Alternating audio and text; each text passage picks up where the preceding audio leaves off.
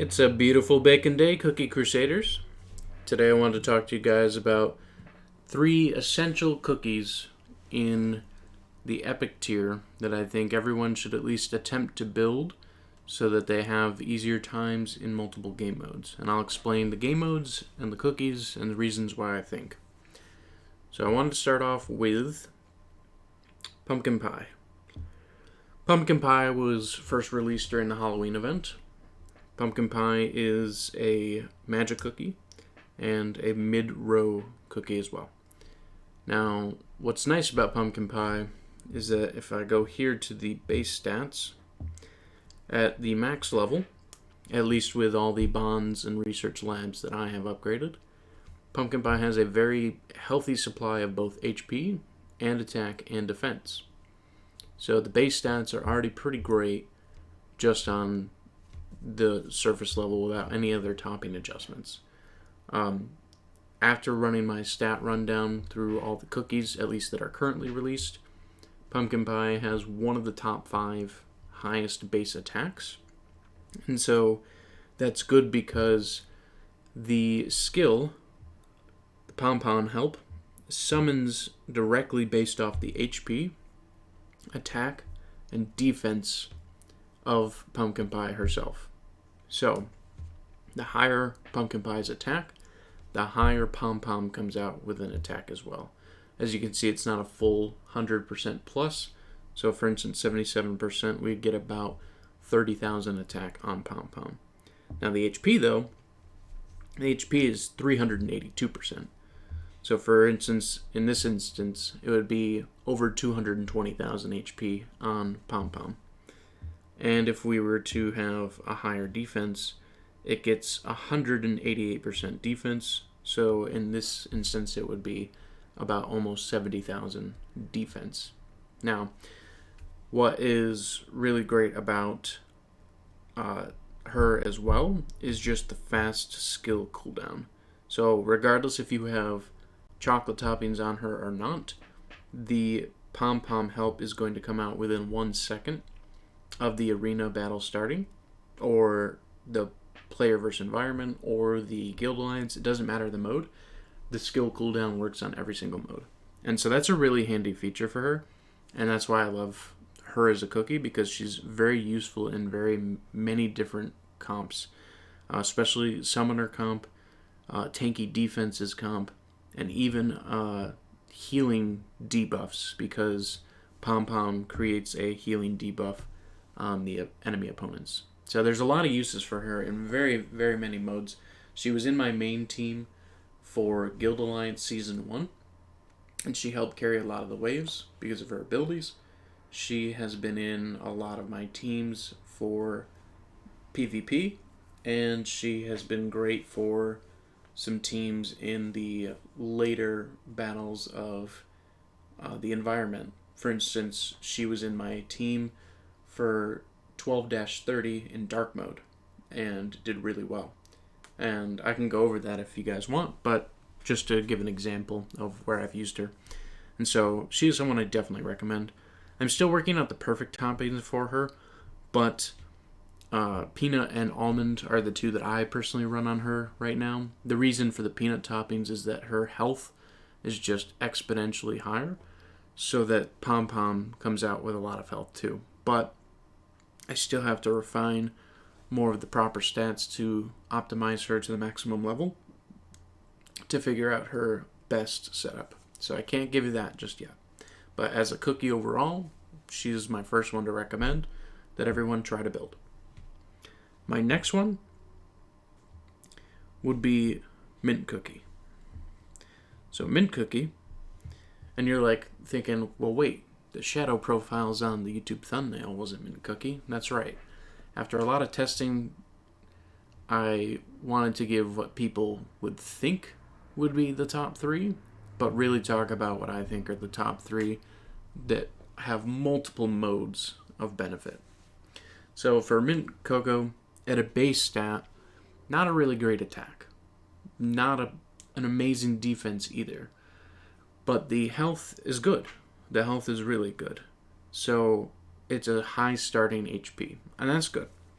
But what's important is the skill itself, increasing attack speed, with a healing of 166% of the attack. The healing technically is not going to be much, at least you would think. However, because of that attack speed increase, it happens more often. So at base, the attack speed is increased by 40%. So it's halfway to being almost doubled for the attack, which you can almost consider that a 32%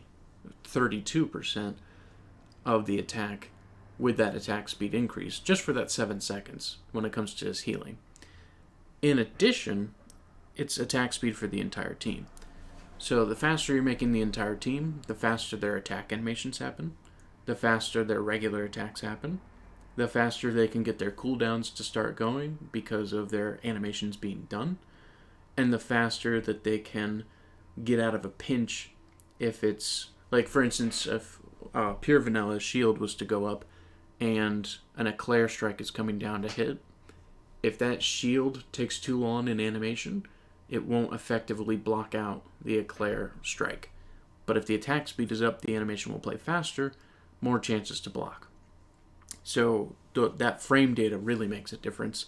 And I used Mint in Alliance mode and was actually able to go just one wave further than I was with Pure Vanilla, but you need some good damage resistance in Alliance mode for that to truly work. In other modes, like PvP, since the meta has now changed to where Dark Cacao can take out shields, Mint is a little bit more helpful because there's no shields that he focuses on, but rather speed buffs and still good healing. He did just as good, if not a little bit better, in healing than Pure Vanilla in a few tests that I ran. And the attack speed itself, you can go even higher with the robes to the point where everything's being buffed to be very quick on all cookies, not just him. And so Mint has been super helpful in a lot of situations. He was also someone that was in my main team for 12-30 and someone that I've used in a lot of environmental battles, a lot of Chaos Tower battles, a lot of the Tropical Island battles, and even some of the old raid battles too. So I would highly, highly recommend Mint Choco. Right now, I'm still testing more toppings with him. I'm getting to the point where I'm thinking a chocolate caramel blend will be probably the best to just raise his speed to the absolute maximum that I can. But for right now, chocolate is a really good set on him so that you can get the ability to fire off and raise that attack speed as much as possible, especially since it only lasts for 7 seconds. So that's my input on Mint Choco. And then my last critical person that I think should be built is going to be Anticipation, right? No, I'm just kidding. It's going to be Strawberry Crepe. So Strawberry Crepe, a lot of people love using damage resistance. Damage resistance is really important in a lot of scenarios. It's hard to trump it, and you can view it in a lot of different ways. But what's important is that her skill gives 50% damage resistance over 8 seconds. Now, it takes 15 seconds to activate this. So for Strawberry Crepe specifically, I do recommend the chocolate as high as you can get it, which I still have to get better toppings for her. That way you can get her ability to fire as fast as possible. Because the faster that fires off, the more damage resistance you give your entire team. And that's really crucial. So whether they have good almond toppings or not, whether they have good damage resistance on other toppings that they're running or not, whether you have treasures giving you extra defense or any resistance or not, Strawberry Crepe will be pulling a lot of weight. Last season and most of this season of PvP, or player versus player, Strawberry Crepe has been in a lot of the teams as the damage resistance is outdoing the skills from some of the ancients and legendaries in certain scenarios.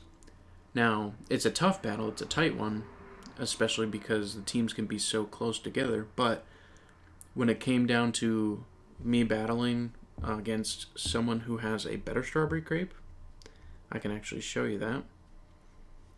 Their speed actually was better than mine. So for instance, if we match team for team, what this person has,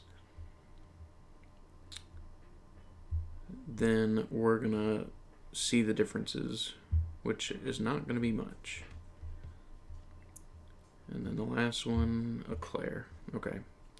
And so they are using scroll, monocle, and then clock.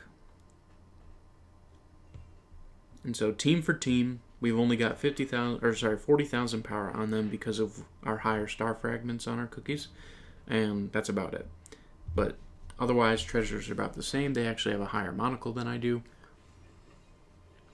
And when we go through, you can see their pure vanilla and their strawberry crepe have a better cooldown than mine do. And so for that reason, their skills are activating a little bit faster, which actually is giving them the edge. Now, I do have a power advantage over them, but that skill advantage on their side pushes through, even though I have the higher power. Same exact team, higher power on my side, their skill just activates quicker. And so that is making the difference on their side of the field. There's nothing else that's happening here. I've talked with this person, I know what they're running, and the whole thing is their stuff is just activating much faster and better than mine. So, I mean, even healing here, 2.8 million versus mine 2.2. So that's the main differences. And so that's another reason why I recommend on strawberry crepe the chocolate toppings, because the chocolate toppings, they just make the overall cooldown quicker. And I would say that a good substat focus is cooldown, attack speed, and probably attack. So that way you have the fastest frame data, strong attack from Crepe herself, and her ability firing as quick as it can be. So those are my 3 recommendations of the cookies that are helpful in many different modes, many different situations. If you have other cookies you think do better, please let me know in the comments. Or if you have cookies that you think will outclass these cookies in time once the meta understands all the toppings to the highest degree, let me know that too. I'd love to hear your opinion. Thank you so much for stopping by. You guys have a wonderful day.